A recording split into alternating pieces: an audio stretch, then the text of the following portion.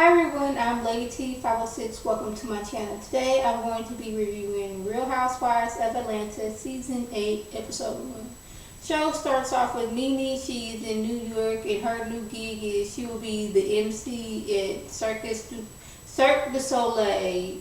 I forgot which one it was, but it's basically she's going to be in the middle of an orgy. That's what I got out of it. She seems to be happy because she didn't got all that drama from Atlanta. It's back in Atlanta. Her and Greg are in Las Vegas, and she is doing her thing. And I say kudos to Nene because Nene, she's gonna take what fame she has from Real Housewives of Atlanta and keep on going on the bigger and better things. I think I heard somebody say she was on Broadway, doing Cinderella. So Nene, you continue on and just growing and growing. So Todd and Candy, they are waiting for the arrival of his daughter. I think she's 18. She's coming from New York and she's coming to live with them.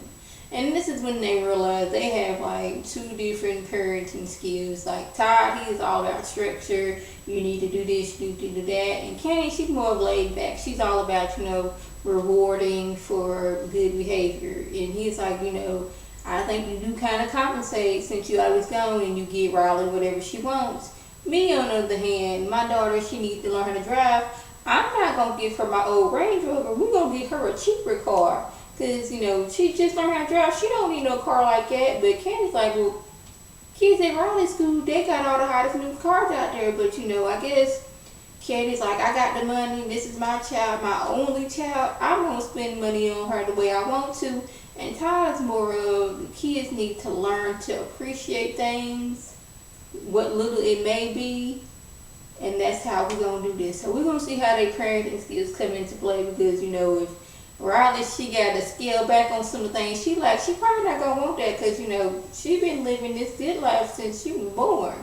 And she probably, I'm not going to say she's not, but we're going to see how she feels about having to scale back on the things that she has. So Apollo lets us know he wasn't raping nobody, he wasn't killing nobody, he wasn't hurting little kids, he wasn't some crazy dude in the bush jumping out and hurting folks.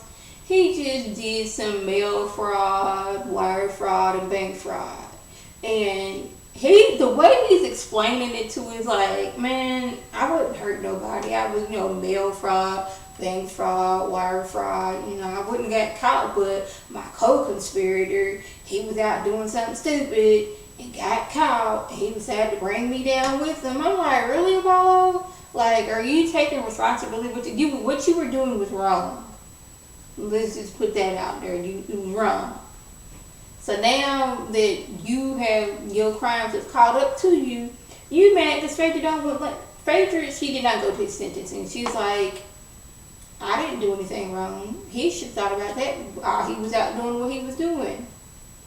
Now I'm not going to go there for sentencing. He's mad like, I ain't getting to see my kids. What if the judge had just sent me to prison right then and there? I ain't getting to see my kids. I ain't getting to see my wife. But like, Apollo, you should have known all this when you was out doing the crimes you was doing.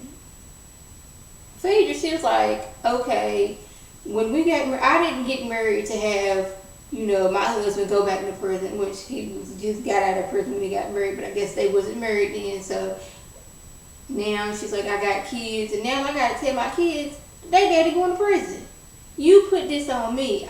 You didn't tarnish my name. People out the streets looking at me sideways. And she was like, I'm not mad what people are saying. I'm mad that my name is getting ruined now. The name that I have worked so hard to uphold. And now you out there frauding people. Now people looking at me sideways. Now, some people, they might not agree with what I'm about to say, but I'm finding it hard to believe that Phaedra did not know where all of this money that Apollo was getting was coming in at.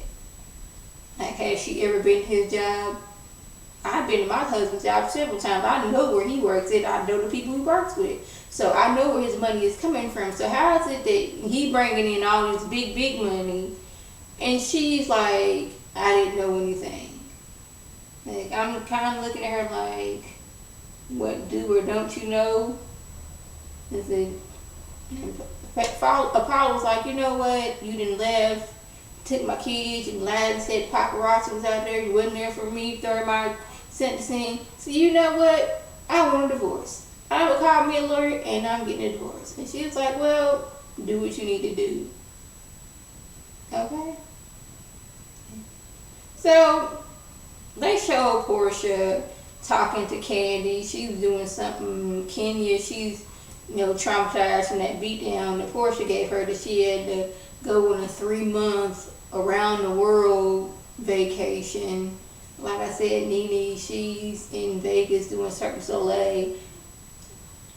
What's her name? Cynthia, she's got the bellyache. She's back and going. It's not at that other place it was at, because their landlord got foreclosed on, which means they had to leave. But she feels that her life is bigger and better now that Nene is no longer in her life. So I said, okay. So that was just the gist of what happened. This is just, first episode was always what's going on with everybody, and then after that it's gonna be getting into really what's going on. So if I left anything out, by all means leave a comment or video response.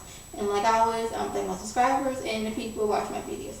I want you to like this video, comment, and subscribe, and share this video with your friends on Facebook, Twitter, and here on YouTube. This is Lady T signing off. Have a good one.